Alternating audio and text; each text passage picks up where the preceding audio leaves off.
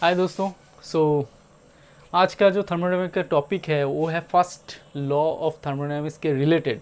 सो अगले मतलब पिछले वीडियोस में हम लोग देखे थे कि फर्स्ट लॉ ऑफ थर्मोडायनामिक्स क्या है, तो उसके रिलेटेड आज का ये टॉपिक है। आज का जो टॉपिक है वो है PMM1 के बारे में। ठीक है, तो इसका फुल फॉर्म क्या है? इसका फुल फॉर्म है परपेचुअल मोशन machine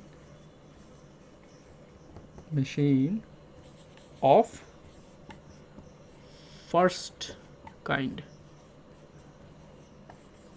ओके, तो ये बहुत ही इंटरेस्टिंग एक टॉपिक है। ये एक मशीन है, ये एक इमेजिनरी मशीन है। इसमें क्या बोला जाता है कि परपेचुअल मोशन मशीन में इसको समझना है, इसमें कुछ भी नहीं है।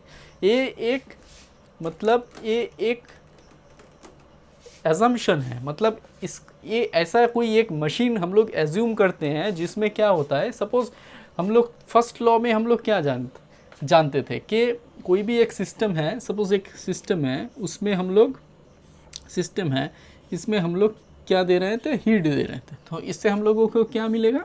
इससे हम लोगों को ये हम लोगों को वर्क डन दे रहा था। ठीक है, तो परपेचुअल मोशन मशीन क्या बोल रहे हैं? कोई भी एक ऐसा मशीन जो कंटिन्यूअसली वर्क प्रोड्यूस करता हो without consuming any kind of energy. मतलब मैं क्यों नहीं दे रहा हूँ, फिर भी ये क्या कर रहा है? वर्क प्रोड्यूस कर रहा है। तो दोस्तों इसमें क्या समझ में आ रहा है कि ये टोटली एक वायलेशन है। किसका violation? Of first law of thermodynamics. First law of thermodynamics means क्या? Conservation of energy.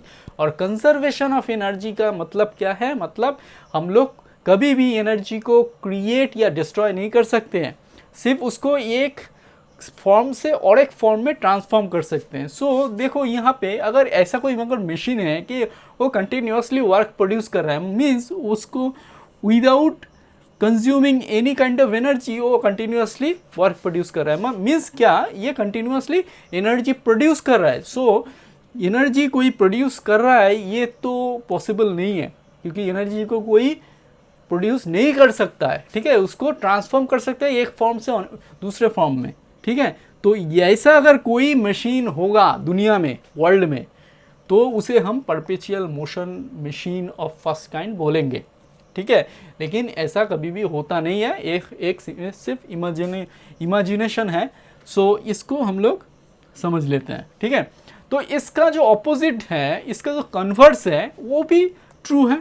मतलब एक ऐसा मशीन जिसको हम कंटिन्यूसली अगर क्या करेंगे, कंटिन्यूसली अगर हम लोग वर्क देंगे, कोई एक ऐसा मशीन जिसको हम कंटिन्यूसली वर्क देंगे, ठीक है, वो कंटिन्यूसली वर्क को कंज्यूम कर रहा है लेकिन without producing any kind of energy.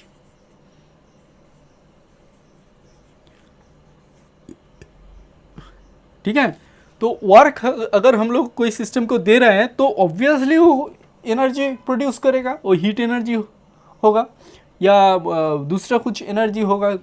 ठीक है, तो कोई फॉर्म ऑफ एनर्जी होगा। लेकिन एक ऐसा मशीन जो कंटिन्यूसली कंज्यूम कर रहा है वर्क को, लेकिन कोई उसका एनर्जी आउटपुट नहीं है, मतलब ये टोटली एनर्जी को कंज्यूम कर रहा है, मतलब डिस्ट्रॉय कर दे रहा है एनर्जी को।